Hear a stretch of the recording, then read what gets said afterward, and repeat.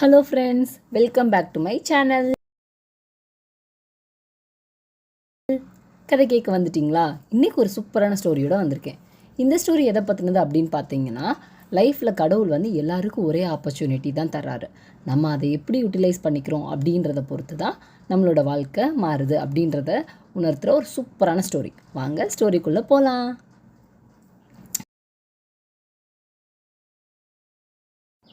கடவுள் ஒரு நாள் 3 குழந்தைங்கள படிக்கிறாரு. அந்த 3 குழந்தைங்க காதுலையுமே ரகசியமாக சொல்கிறாரு, வாழ்க்கையை முழுமையாக வாழ்ந்துட்டு வா பூமிக்கு போய் அப்படின்னு சொல்லி அனுப்புகிறாரு. அந்த 3 குழந்தைங்களும் அதை கேட்டிருக்காங்க. அதுக்கப்புறம் அந்த 3 குழந்தைங்களும் பூலோகத்துக்கு ஒரு தாயோட கருவறைக்கு அதுக்கப்புறம் குழந்தையாக ஃபார்ம் ஆகி வெளியே அவங்க வாழ்க்கையை வாழ ஆரம்பிக்கிறாங்க. 3 பேருக்குமே கடவுள் ஈக்குவல் ஆப்பர்ச்சுனிட்டியை தான் கொடுத்துருந்தாரு. நீங்கள் 20 வயசு ஆகிறப்போ உங்களுக்கான வேலை கிடைக்கும், உங்களுக்கான எல்லாமே கிடைக்கும். ஆனால் அதுக்கு நீங்கள் ஒர்க் பண்ணணும் அப்படின்றத கடவுள் வச்சுருந்தாரு. எதையுமே கடவுள் ஈஸியாக கொடுத்துட்டா நம்மளுக்கு அதோட அருமை தெரியாமல் போயிடும்ல. அதனால கடவுள் எல்லாருக்குமே ஒரு தடங்கள் வச்சுருந்தாரு. சரியா? அப்போது 3 குழந்தையில குழந்தைய பற்றி பார்ப்போம். குழந்தை என்ன பண்ணுதுன்னா, பெரியவங்களை நல்லா மதிக்குது, பொய் சொல்லாது, திருடாது, எந்த சேட்டை கலாட்டாவும் பண்ணாது.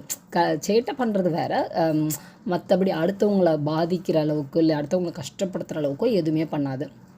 அந்த மாதிரி அந்த குழந்தை வளர்ந்துச்சு. 2வது குழந்தை ரொம்ப சேட்டை பண்ணும், ரொம்ப நாட்டியாக இருக்கும், யார் சொல்கிறதையும் கேட்காது, எந்த பெரியவங்களுக்கும் மரியாதை கொடுக்காது, ஒரு மாதிரி அடமெண்ட்டாக வளருது.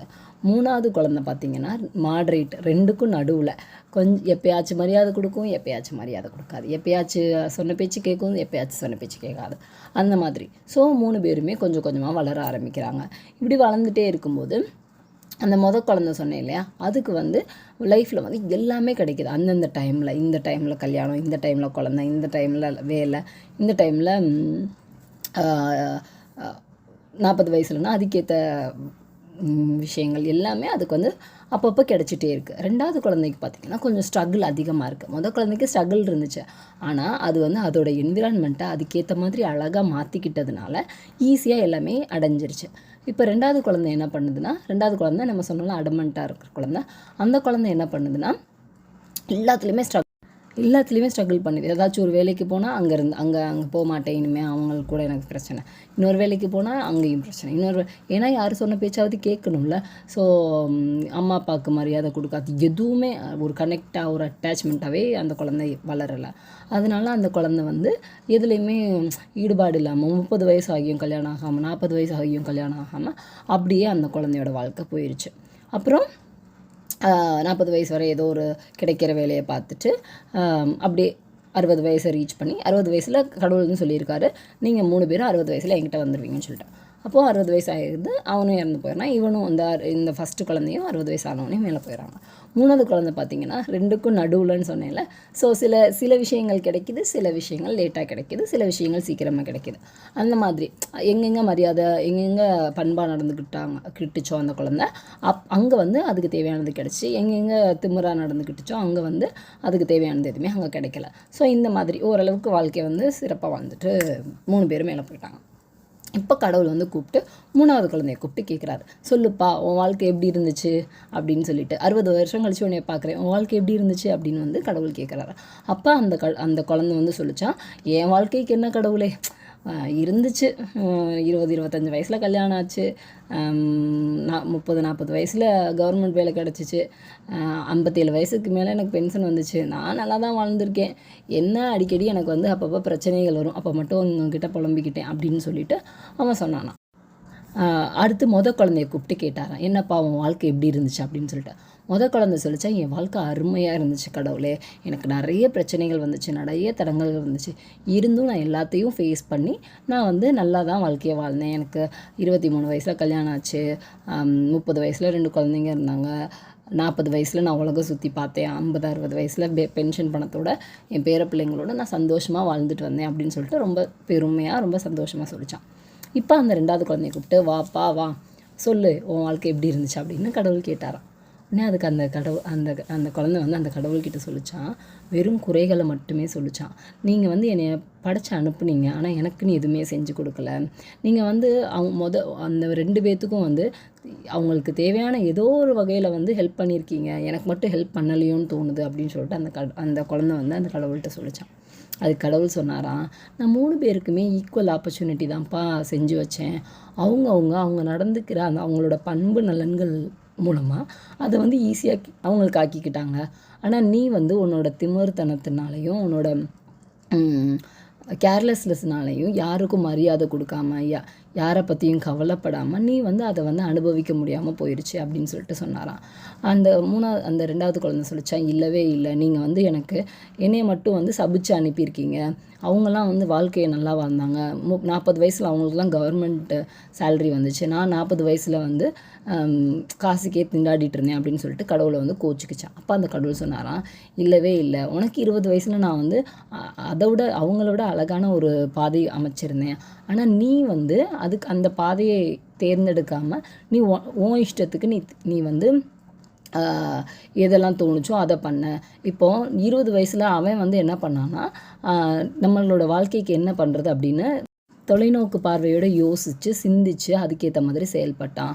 அவன் வந்து 25 வயசில் என் குழந்தைங்களுக்கு வேணும், என் மனைவிக்கு வேணும்னு சொல்லிட்டு சில காசு சேர்த்து வச்சான். ஆனால் நீ என்ன பண்ண, நீ வந்து உதாரித்தனமாக எல்லாத்தையும் செலவு பண்ண, வாங்குகிற சம்பளத்தை எல்லாம் செலவு பண்ண, அவங்க அம்மா அப்பாவுக்கு கூட கொடுக்காம நீ பாட்டுக்கு வாழ்ந்த. அப்போ எப்படி உனக்கு வந்து எல்லாமே கிடைக்கும்னு நீ எதிர்பார்க்குற அப்படின்னு சொல்லிட்டு கடவுள் சொன்னாராம். உடனே அதுக்கு அவன் சொன்னான்னா, இல்லவே இல்லை, நீங்கள் என்ன சொன்னாலும் என் மனசு வராது, நானே உங்களை வந்து சந்திக்கும் போது இதெல்லாம் கேட்கணுன்னு தான் இருந்தேன் அப்படின்னு சொல்லிட்டு சொன்னாராம். சரி, அப்போ ஏன் அவங்களுக்குலாம் நல்ல அம்மா அப்பா கொடுத்தீங்க, எனக்கு மட்டும் நல்ல அம்மா அப்பா தரல, அவங்களுக்குலாம் மோட்டிவேட் பண்ணுற அம்மா அப்பா கொடுத்தீங்க, எனக்கு மட்டும் நல்ல அம்மா அப்பா தரலன்னு சொல்லிட்டு அவன் கேட்டானான். உடனே அதுக்கு அவர் சொன்னாராம், எல்லா அம்மா அப்பாவுமே ஒரே மாதிரி தான். இப்போது ஒரு குழந்தைய வந்து அவங்க அம்மா அப்பா மோட்டிவேட் பண்ணாங்கன்னா அதை அந்த குழந்தை எடுத்துக்கிட்டதுனால அது வந்து அடுத்தடுத்து முன்னேறி போகுது. இப்போ மோட்டிவேட் பண்ணுற அம்மா அப்பா எல்லாருமே நல்ல அழகான வார்த்தைகள்னால மட்டுமே மோட்டிவேட் பண்ண மாட்டாங்க, சில கடுமையான வார்த்தைகள் சொல்லி கூட மோட்டிவேட் பண்ணுவாங்க. உன்னோட அம்மா அப்பா வந்து கடுமையான வார்த்தைகள் சொல்லி மோட்டிவேட் பண்ணியிருக்கலாம், உனக்கெல்லாம் ஒன்றுமே வராது, நீலாம் எதுக்கு தான் அப்படின்னு கடுமையான வார்த்தைகள், அதை நீயே மோட்டிவேஷனாக எடுத்துக்காமல் நீயே அதை வந்து உன்னை டவுன் பண்ணிக்கிட்ட. அந்த மாதிரியான வார்த்தைகள்னால நீயே உங்கள் அம்மா அப்பாவை விட்டு பிரிஞ்சு போன. ஸோ உங்கள் அம்மா அப்பா சொன்ன பேச்சு கேட்காம நடந்த அப்படின்னு சொல்லிட்டு உடனே அதுக்கு கடவுள் சொன்னாராம், இன்னும் அம்மா அப்பாவும் அவங்கள திட்ட தான் செஞ்சாங்க, அவங்கள வந்து அடிக்க தான் செஞ்சாங்க. ஆனாலும் அவங்க வந்து அம்மா அப்பா மேலே அன்போடையும் பாசத்தோடையும் நடந்துக்கிட்டாங்க. அவங்க வந்து அவங்களுடைய சூழ்நிலையை வந்து அவங்களுக்கு ஏற்ற மாதிரி மாற்றிக்கிட்டாங்க. நீ வந்து சூழ்நிலையிலேருந்து தப்பிச்சு ஓடி புது சூழ்நிலையை உருவாக்கிக்கிட்ட. அந்த புது சூழ்நிலை வந்து உன்னை வந்து முன்னேற விடாமல் தடுத்துருச்சு. இதில் நான் என்னப்பா தப்பு செஞ்சேன் அப்படின்னு கடவுள் கேட்டாராம். உடனே அதுக்கு வந்து அந்த 2வது குழந்தை கேட்டுச்சு, அப்போ ஏன் எனக்கு நல்ல ஒய்ஃப் தரல அப்படின்னு சொல்லிட்டு. நல்ல ஒய்ஃப் தரலையா, உங்கள் 3 பேருக்குமே நான் அழகான வாழ்க்கையை தானே செட் பண்ணியிருந்தேன். நான் வந்து உங்கள் 3 பேருக்குமே அன்பான பண்பான ஒய்ஃப், ஒரு அழகான குழந்தைகள் அப்படி தானே நான் அமைச்சு கொடுத்துருந்தேன்.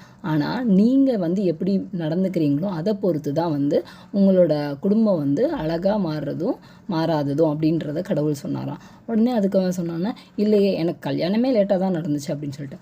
உடனே தான் அதுக்கு கடவுள் சொன்னாராம், நீ வந்து அந்தந்த வயசில் நீ செய்ய வேண்டிய விஷயங்களை கரெக்டாக செஞ்சுருந்தா உனக்கு கல்யாணம் சீக்கிரமாக நடந்திருக்கும்ல. நீ வந்து சேர்க்க ஆரம்பித்ததே 30 வயசில் சேர்க்க ஆரம்பித்தேன் உனக்கான காசுன்னு சொல்லிட்டு.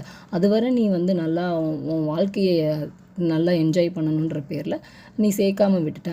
அப்போ எப்படி உனக்கு வந்து சரியான டைமில் கல்யாணம் ஆகணும்னு நீ எதிர்பார்க்குற?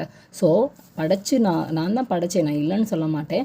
நான் தான் எல்லாருக்குமே நான் அவங்களுக்கான தடங்கல்கள் கொடுத்தேன், நான் இல்லைன்னு சொல்ல மாட்டேன். ஆனால் நீங்கள் எடுக்கிற முடிவுக்கு என்னையே ப்ளேம் பண்ணுறீங்க அப்படின்னு கடவுள் கேட்டாராம். உடனே அதுக்கு 2வது குழந்தை சொல்லிச்சான், இல்லவே இல்லை, நீங்கள் என்ன சொன்னாலும் மனசாராது. சரி, 60 வயசில் நான் எவ்வளோ கஷ்டப்பட்டேன்னு தெரியும்ல, அப்போ ஏன் நீங்கள் எனக்கு உதவி செஞ்சுருக்கலாம்ல அப்படின்னு சொல்லிட்டு. 60 வயசுலேயுமே உங்களுக்கான பிரச்சனைகள் உங்களுக்கான தடங்கல்களை நான் ரெடி பண்ணியிருந்தேன், அதுக்கான சொல்யூஷனுக்கும் நான் வந்து ரெடி பண்ணியிருந்தேன். நீங்கள் தான் அதை சரியான வகையில் ஹேண்டில் பண்ணலை.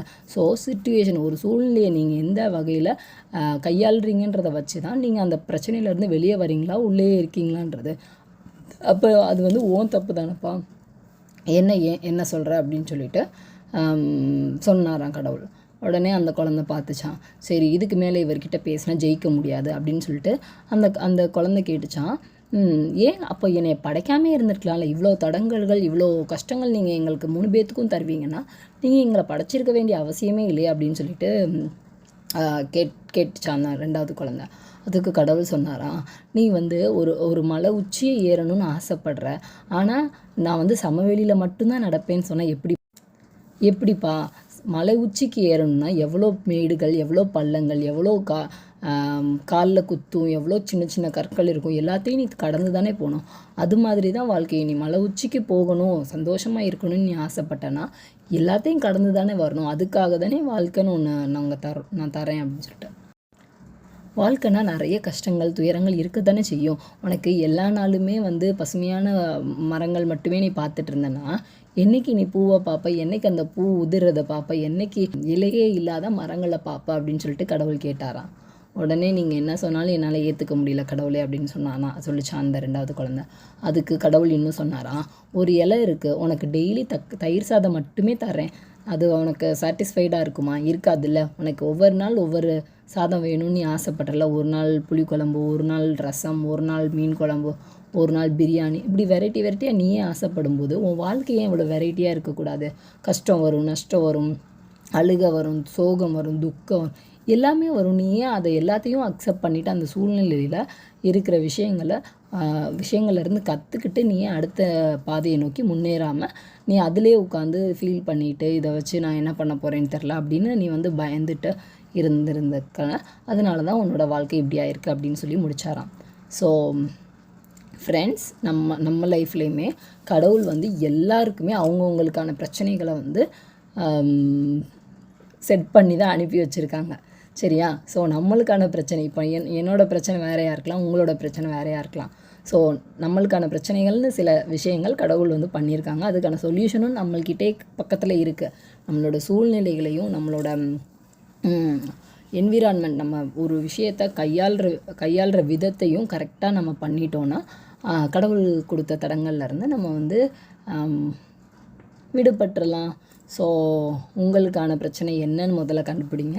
அதிலேருந்து வெளியே வர்றதுக்கு என்ன பண்ணலான்னு கண்டுபிடிங்க. கடவுள் எல்லாருக்குமே சமமான வாய்ப்புகள் தான் கொடுத்துருக்காரு. 60 வயசு வரை எல்லாரும் வாழ்வோன்னா எல்லாரும் வாழ்வோம். இப்போ பார்த்தீங்கன்னா காக்கா, குருவி, குயில், இப்படி எல்லாமே இருக்குது. எல்லாத்துக்குமே ஏன் கடவுள் ஒரே மாதிரி ஃபிசிக்கல் ஃபீச்சர் கொடுக்கல? காக்கானா காக்காவும் கருப்பாக இருக்க வேணாம், எல்லாமே பச்சையாக இருக்கட்டும், கிளியும் பச்சையாக இருக்கட்டும், காக்காவும் பச்சையாக இருக்கட்டும், மைனாவும் பச்சையாக இருக்கட்டும். பார்க்க முடியுமா? ஒரு விஷயத்தை அடையாளம் காண முடியுமா? வித்தியாசப்படுத்த முடியுமா? யோசிச்சு பாருங்கள், முடியவே முடியாது. அதனால தான் மனுஷனையுமே ஒவ்வொரு சிச்சுவேஷன், ஒவ்வொரு குணநலன்களோட, ஒவ்வொரு முக அமைப்புகளோட, ஒவ்வொரு ஃபிசிக்கல் ஃபீச்சர்ஸோடு அனுப்பி விட்ருக்காரு. ஸோ நம்மளும் நம்மளோட தனித்திறமையை என்னன்னு கண்டுபிடிச்சி நம்மளோட பிரச்சனைகளை கையாளுற விதங்களை கரெக்டாக நம்ம மாற்றிக்கிட்டோன்னா நம்ம லைஃப்பும் ரொம்ப அழகாக இருக்கும். நம்மளும் கடவுள்கிட்ட போகிறப்போ ஹாப்பி ஸ்டோரிஸாக சொல்கிறதுக்கு நிறைய விஷயங்கள் இருக்கும் அப்படின்னு நம்புவோம். நீங்கள் ஒரு நிமிஷம் யோசிச்சு பாருங்கள். நீங்கள் 60 வயசில் கடவுள்கிட்ட போனீங்கன்னா ஹாப்பி ஸ்டோரிஸ் சொல்ல போகிறீங்களா, இல்லை அந்த 2வது குழந்தை மாதிரி நிறைய விஷயங்கள் புலம்ப போகிறீங்களான்னு? புலம்புறதுனால ஒரு பிரயோஜனமும் இல்லை. ஸோ என்ன பண்ணினா உங்கள் வாழ்க்கையை அழகாக்க முடியும்னு யோசிங்க. அந்த விஷயங்களை நோக்கி உங்களோட கவனத்தை செலுத்துங்க. எல்லாமே நல்லதே நடக்கும். நல்ல மனம் வாழ்க அப்படின்னு சொல்லிட்டு கதையை முடிச்சுக்கிறேன். Subscribe for more videos and subscribe for more stories. Thank you. Bye bye.